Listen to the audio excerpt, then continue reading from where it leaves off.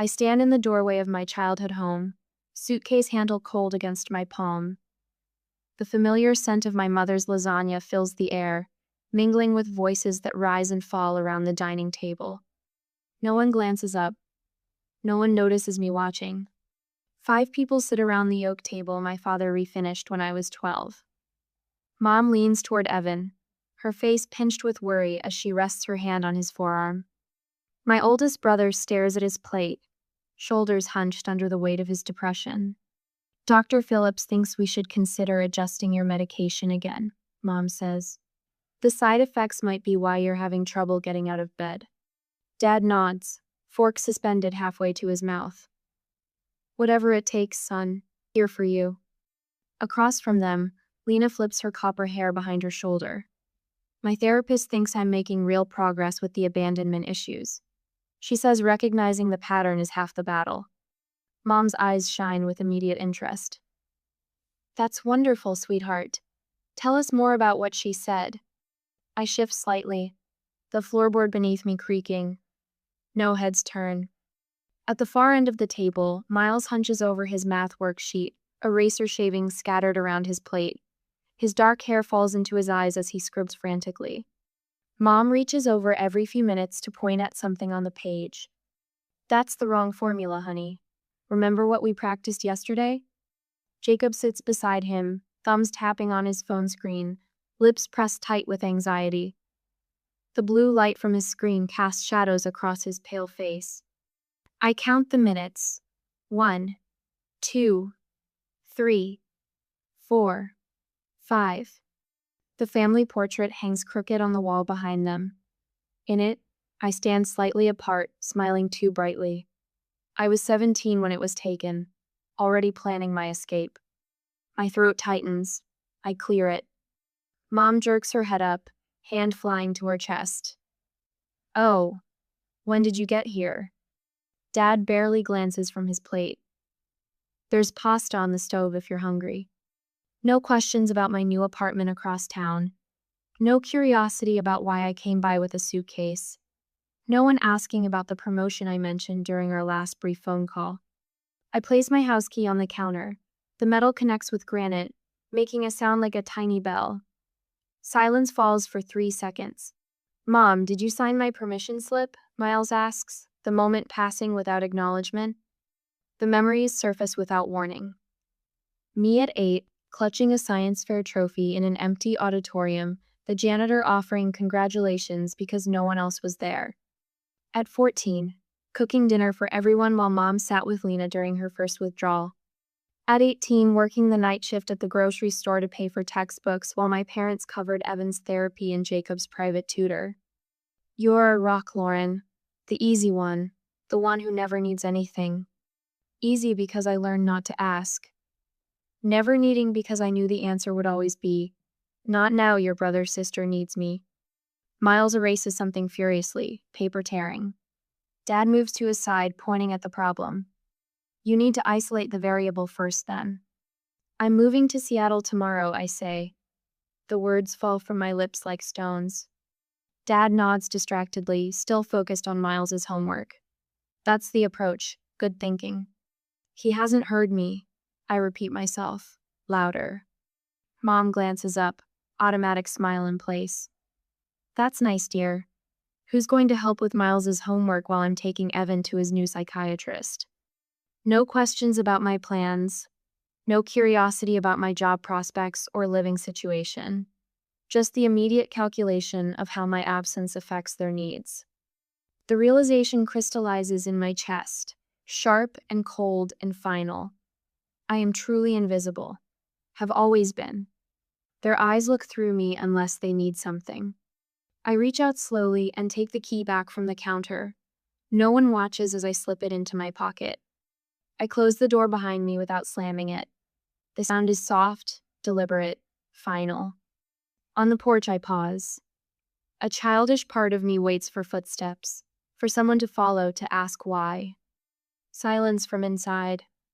The moving truck sits in the driveway, already packed with the few things I own. Monica and Jade wait in their car at the curb, the engine running. When they see me emerge, Their faces light up with genuine smiles. They wave enthusiastically, already making room for me. They see me. I take one step away from the house, then another. Each feels lighter than the last. Have you ever realized someone doesn't see you until they need something from you? My story continues with what happened after 2 years of complete silence from my family. Sunday morning sunlight streams through the bay window of our apartment, casting golden squares across the hardwood floor. The scent of fresh coffee mingles with Monica's cinnamon pancakes as Jade sets our rickety table, humming along to Fleetwood Mac on the record player. Our living room walls tell the story of the past 2 years shaking the Olympic Peninsula. Halloween costumes from last October, spontaneous road trips to Portland. My face appears in every photo, smiling without effort. Earth to Lauren. Monica waves a spatula at me, her curls wild from the kitchen steam. You're doing that thing again. What thing? I pour more coffee into my chipped mug from Pike Place Market. That quiet, smiling thing, like you're counting blessings in your head. I shrug, unable to deny it. Just this, all of it. Jade flops onto the couch beside me, shoulder bumping mine deliberately. 2 years of Sunday brunches. Pretty good streak we've got going. The three of us found each other through a roommate ad after I arrived in Seattle with nothing but a suitcase and determination. We're different in 1,000 ways. Monica teaches kindergarten with boundless energy. Jade codes video games with intense focus, but somehow it works. Did you tell them yet? Monica asks, sliding a stack of pancakes onto the communal plate. Tell us what? Jade perks up, reaching for the syrup. I got the promotion, I say, feeling my cheeks warm with the admission. Something about sharing good news still feels strange, like I'm taking up too much space. Senior data analyst, starts next month. They both whoop, Monica abandoning the stove to crush me in a hug while Jade runs to the refrigerator. We were saving this, Jade says, returning with a bottle of champagne. But screw mimosas. This calls for straight bubbles. At 10 in the morning? I laugh. Absolutely. Monica takes the bottle. You worked your ass off for this. We're celebrating. The cork pops, and Jade holds out mismatched flutes we found at a thrift store. As the glasses clink together, I breathe in the moment, messy, warm, perfect in its imperfection. So different from the sterile silence of my parents' house, where accomplishments vanish like smoke unless they belong to someone else. My phone buzzes against the coffee table. I ignore it, focusing on Monica's story about her latest classroom disaster involving glitter and a class hamster. It buzzes again, and again. Someone really wants to talk to you, Jade says, eyebrow raised. I reach for the phone, expecting work, freezing when I see the name. Dad. 22 months of silence, broken on a Sunday morning. The message glows against the screen. If you don't come home for Thanksgiving, don't expect anything more from us. Blood rushes to my ears. My hands turn cold, then start to shake. Lauren? Monica's voice sounds far away. What's wrong? I pass her the phone wordlessly. Jesus, she whispers, showing the message to Jade. After nearly 2 years of radio silence, my brain scrambles to make sense of the threat. Anything more from us? I haven't asked my family for a single thing since I was 17. Not money for college, not emotional support when I was laid off last winter, not even a birthday card when I turned 24 in June. I type a response, delete it, type again. Finally. I haven't relied on you financially or emotionally since I was 17. What exactly would I be missing? My finger hovers over send. It feels both true and cruel. You okay? Jade asks, her hand warm on my suddenly cold arm. I will be, I say, pressing send before I can reconsider. The phone erupts immediately with notifications. A wall of text from Mom about family obligations and how I've always been the selfish one. A message from Jacob that simply reads, Miles needs his big sister, please. Then the extended family chimes and Aunt Celia, Uncle Rick, even my grandmother's sister whom I've met twice. All variations on a theme, the situation at home, and your responsibility to family. Not one asks how I am. Not one acknowledges the nearly 2 years of complete silence. What situation? Monica asks, reading over my shoulder. What are they talking about? I call Jacob, the only one who might give me a straight answer. He picks up on the first ring. Dad lost his job, he says without preamble, voice tight with anxiety. 6 months ago. They've burned through savings. Mom's hours got cut at the school. And no one thought to mention this until now? The words come out sharper than intended. You know how they are, Jacob says softly. Pride and all that. So they insulted me instead of asking for help? I run my fingers through my hair, tugging slightly at the roots. Classic. Miles misses you. His voice drops. We all do. Do you? The question hangs between us. Because it's been 22 months, Jacob. Not a single call from any of you until you needed something. His silence tells me everything. After we hang up, I sit surrounded by my chosen family, their concerned faces more present than my blood relatives have ever been. What are you going to do? Monica asks, her hand steady on my back. I look around our apartment, the string lights Jade hung when I couldn't sleep after nightmares, the bookshelf Monica and I built together, the wall of memories we've created. Then back at my phone, still lighting up with demands disguised as family obligation. Not play their game, I say finally. But Miles shouldn't suffer for their mistakes. That evening, I send a care package to my youngest brother gift cards for books, snacks, and clothes, with a letter explaining that while I won't be coming home, I'm still here for him. I draft a clear email to my parents about respect and relationships, explaining that financial assistance requires basic human consideration. I decline the Thanksgiving invitation without apology. The phone rings at midnight. Jacob again, but different this time, hesitant, uncomfortable. There's something else you should know, he says, each word careful. They named you as Miles' guardian, years ago, in their will, if anything happens to them. My stomach drops through the floor. Without asking me? I thought you knew. Of course I didn't know. The room spins slightly. They made a life-altering decision about my future without even mentioning it. The next morning, I call their lawyer directly. He confirms it casually, as though this is perfectly normal. Then adds the final blow. Your mother mentioned you'd abandon the family. I'm glad to hear that's not the case. After the call, I sit at our bay window watching Seattle wake up, wondering when exactly I became the villain in my own family story. I sit cross-legged on my apartment floor, surrounded by bills, calendars, and a half-empty glass of wine. The setting sun casts long shadows across the hardwood, painting everything gold. 6 months of silence from my family weighs heavier than the wine bottle. My phone screen displays Dr. Winters' text. Proud of you for maintaining boundaries. See you Thursday. The calendar on my wall bears a red X through each day since I refused to come home. 183 marks of freedom. Or abandonment, the line blurs after midnight. I trace my finger over a photo of Miles tucked into my journal. He stands awkwardly beside his science project, smiling too wide. I sent a congratulatory gift card. Mom returned it unopened. Dr. Winters calls these moments evolutionary pain. Growing beyond the role assigned at birth hurts like hell, she says.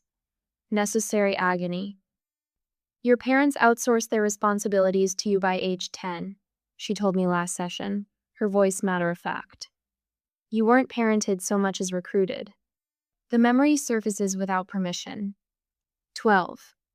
Year-old me standing on a kitchen chair to reach the stove, making dinner while Mom sat with Lena during withdrawal. Dad's hand on my shoulder. You're our rock, Lauren, the easy one.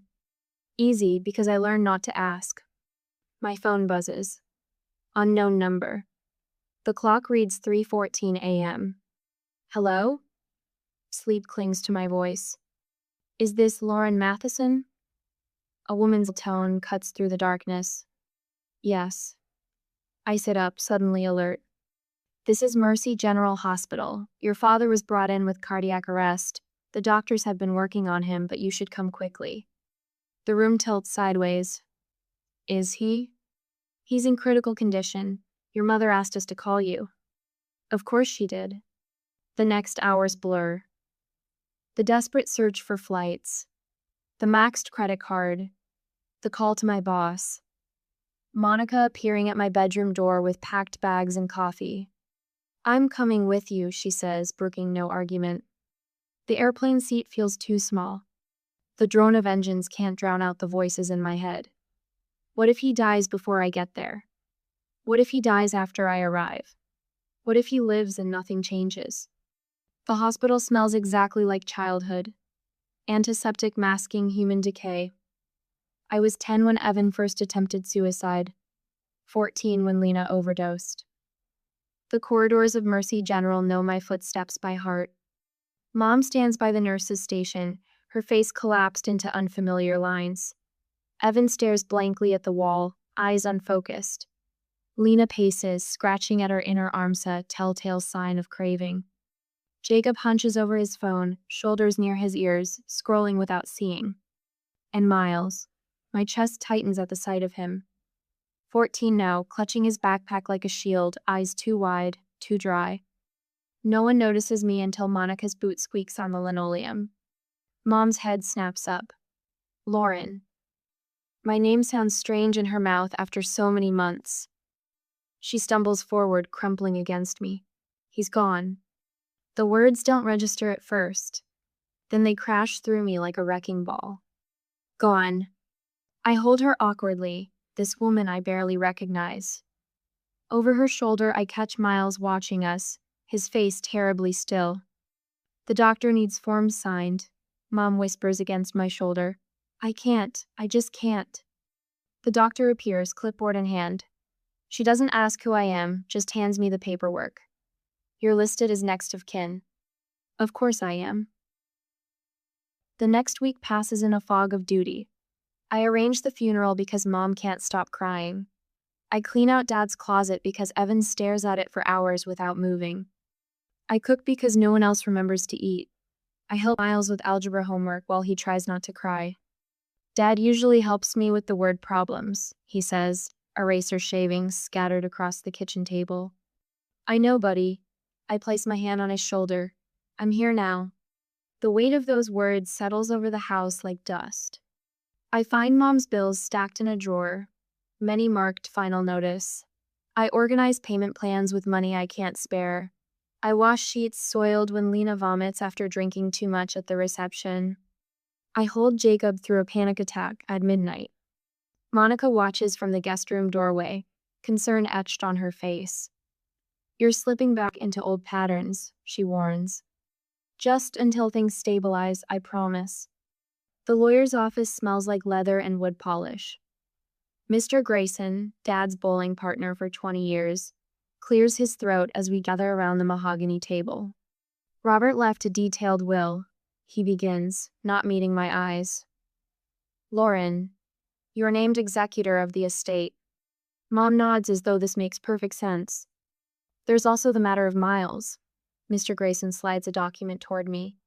Your father and mother named you as guardian, should anything happen to both of them.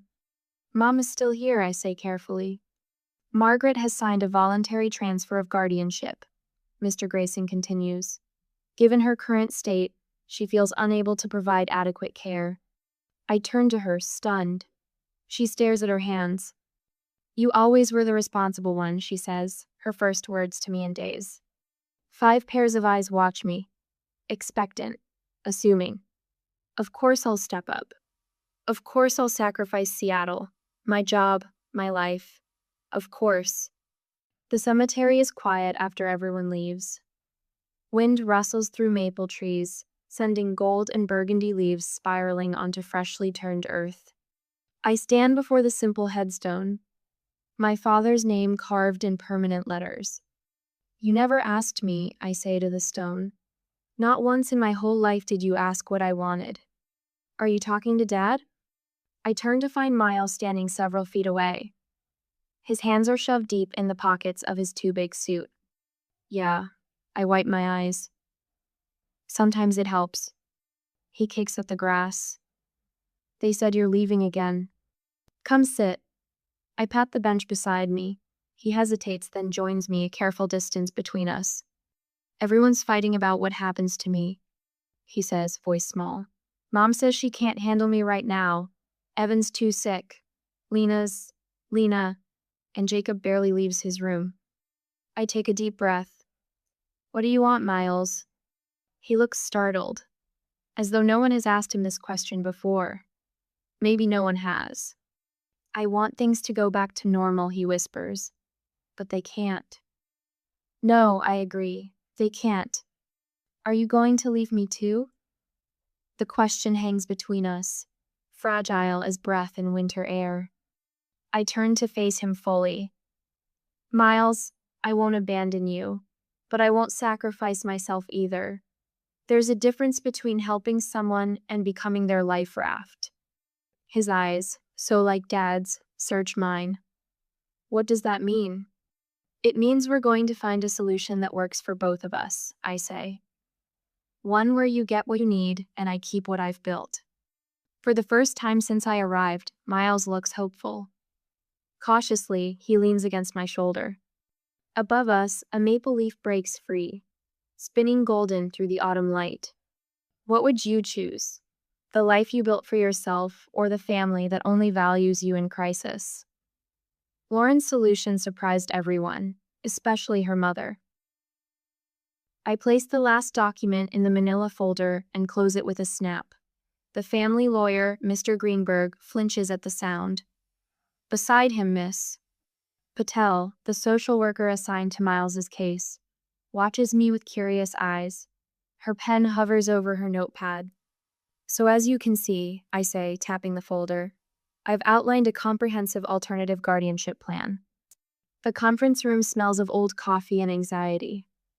Outside the glass walls, secretaries move like fish in an aquarium, mouths opening and closing without sound reaching us. This is quite thorough, Mr. Greenberg says, glasses slipping down his nose as he pages through my proposal. But Lauren, your father's will clearly states. My father named me guardian without my knowledge or consent. I say, keeping my voice level. I'm offering a viable alternative that serves Miles's best interests while acknowledging my own limitations. My mother sits across from me, hands twisting a tissue into rope. You can't just abandon your brother, she whispers, voice cracking.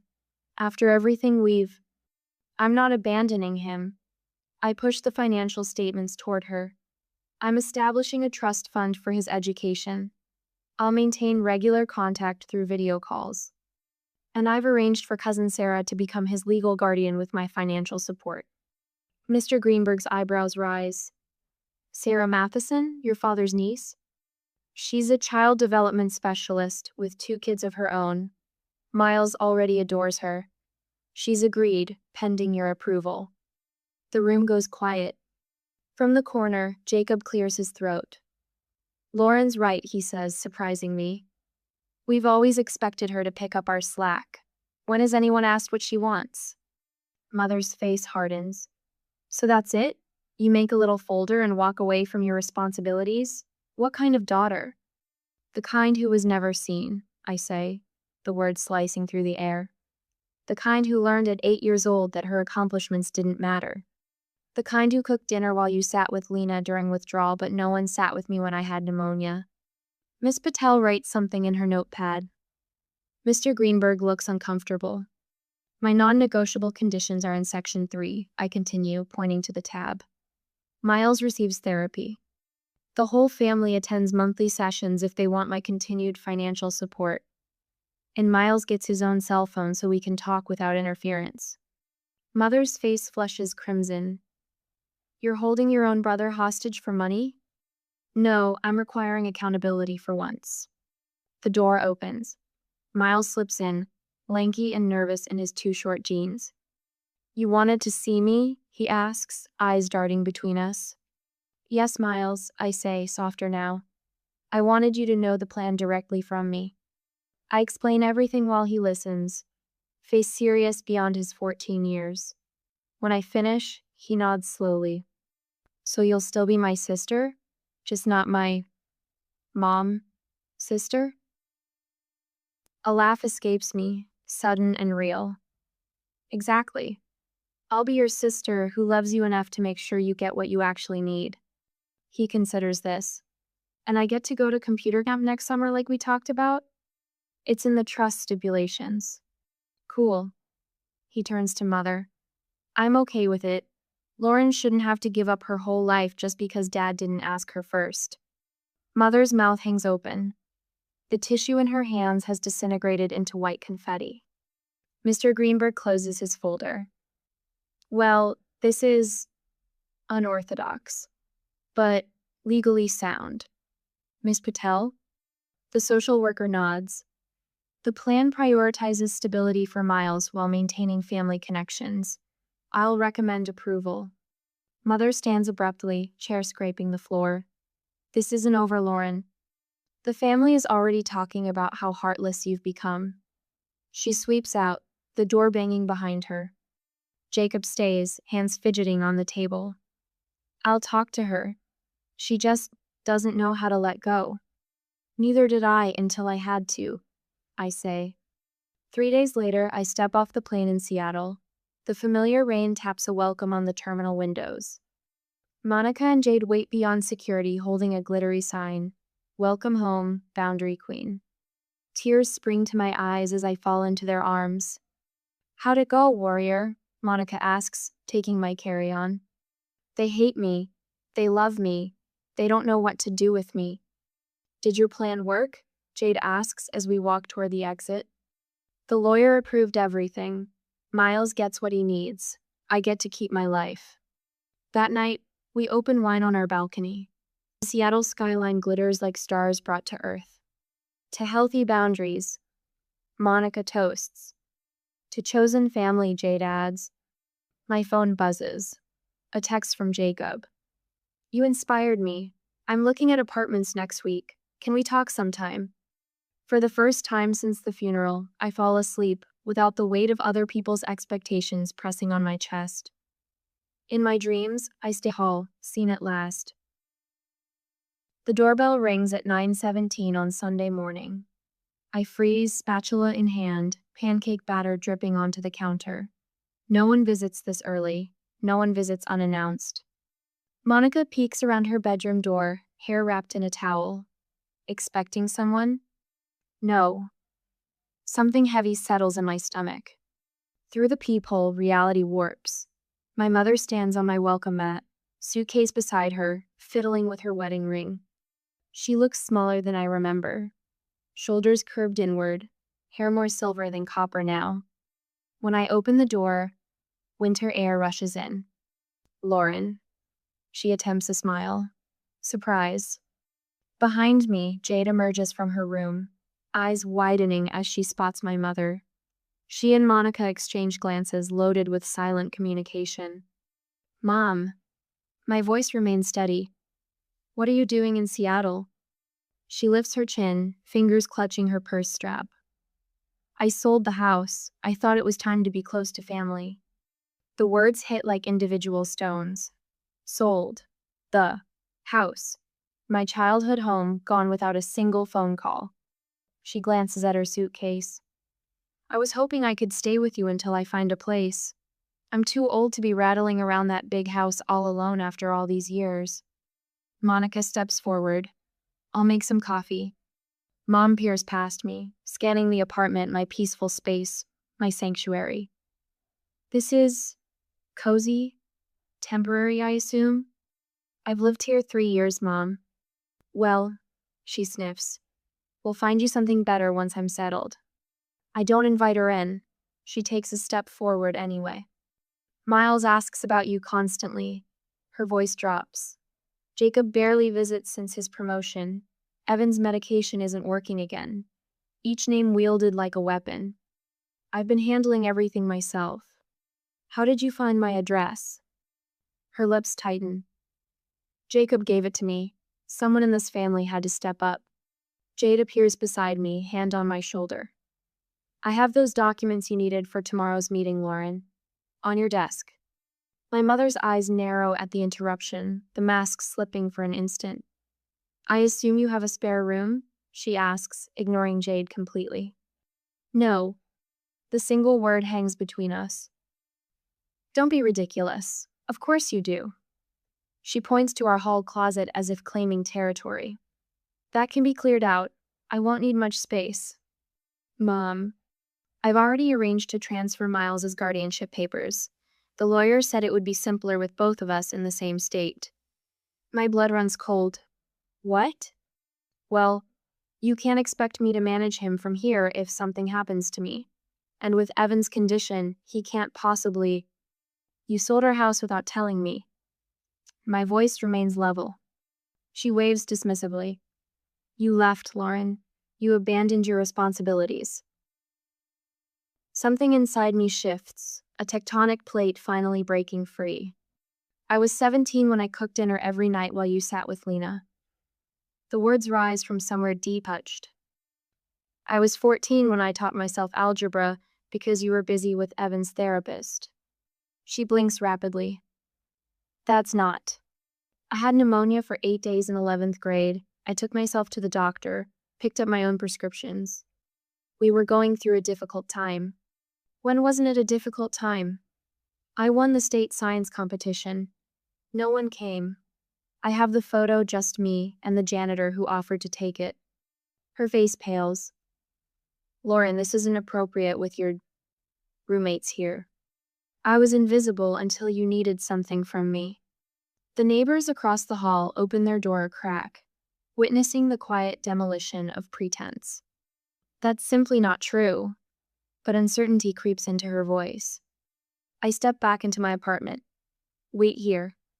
I retrieve the box from my closet. 3 minutes later, I return, placing it at her feet. My hospital discharge papers, signed by me, not you. My college tuition receipts all paid by me. My birthday cards, I pull one out, opening it. To our daughter on her special day. No name, just daughter.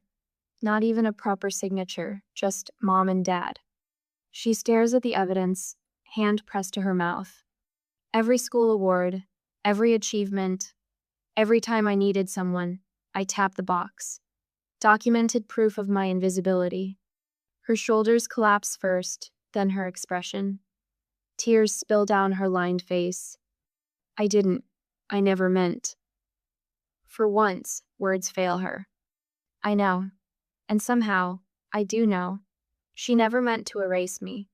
She simply never saw me at all. I'm sorry, Lauren. The words sound foreign in her mouth, unpracticed. I forgive you, I say, surprising myself with the truth of it.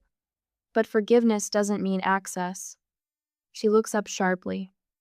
If you want a relationship with me, we start from scratch. Real conversations, reciprocal care, professional family therapy. I point to the suitcase. But you're not moving in. You're not taking over. I have boundaries now. What am I supposed to do? Her voice small, lost. Whatever adults do when their plans fall through. Figure it out. She wipes her eyes, nodding slowly. For the first time, she truly sees me standing in my own doorway, no longer the convenient daughter, but a woman who cannot be diminished. May I call you? When I find a place? You may. She picks up her suitcase. I don't offer to help. As she walks toward the elevator, your visible weight lift from my shoulders.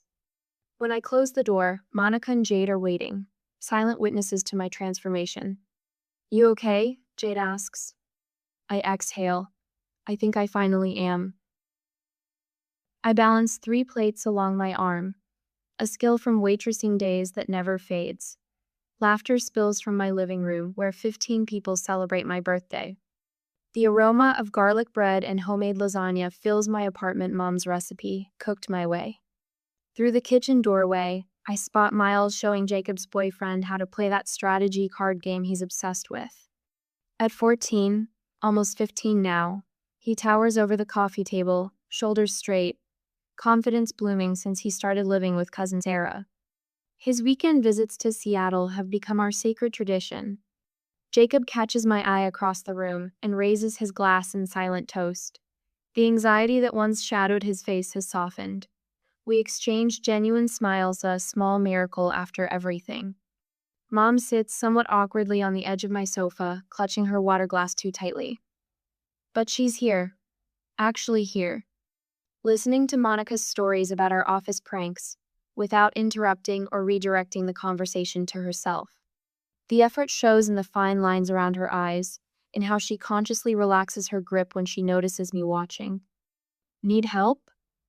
Miles appears at my elbow, taking 2 plates without waiting for an answer. Thanks, kiddo. I bump his shoulder with mine, marveling at how I now have to look up to meet his eyes. The party flows around me as I move through my space. My space. The wall behind my dining table holds 3 framed certificates: family therapy, cognitive behavioral therapy, grief counseling. Not hidden, not displayed prominently either. Just part of my story.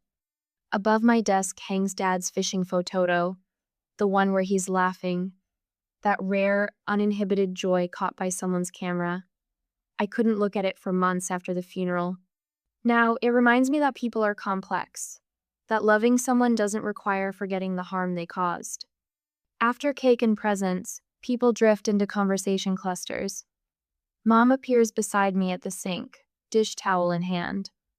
I'll dry, she says, reaching for the rinsed plate in my hand. We work in companionable silence for several minutes. The party hums behind us. Lauren. She pauses, focusing intensely on drying a water glass. This home you've made, it's beautiful. Water runs over my hands. I turn off the tap. The family therapist says I should say things directly now. She continues, voice steady but quiet.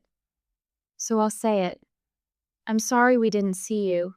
For years, we just didn't see you. The words land between us, simple and devastating in their truth. I needed you to see me, I say, not just use me. She nods, eyes bright with unshed tears. I'm trying to see you now. I know. I hand her another plate. Not forgiveness exactly, but acknowledgement. A bridge built on truth instead of obligation. Later, Miles and I stand on my small balcony. The Seattle skyline glitters against darkening blue. Through the glass door behind us, Chosen and Blood family mingle over coffee and leftover cake. Jacob's laugh rises above the hum of conversation. Mom helps Jade collect empty cups. Sarah says I can spend part of summer break here if it's okay with you, Miles says, leaning against the railing. More than okay, I reply. The trust fund for his college sits in an account he'll access at 18, free from manipulation or control. My volunteer work with young adults from homes like ours gives purpose to my pain. The boundaries I've established remain firm, but they now enclose a heart that's learning to be both protected and open. You know what I figured out? Miles asks, voice deepening into the man he's becoming. What's that? Family isn't who you're born to. He looks at me, Dad's eyes in his young face. Who sees you when you're standing right in front of them? I smile, watching twilight settle over my chosen city. He sees me,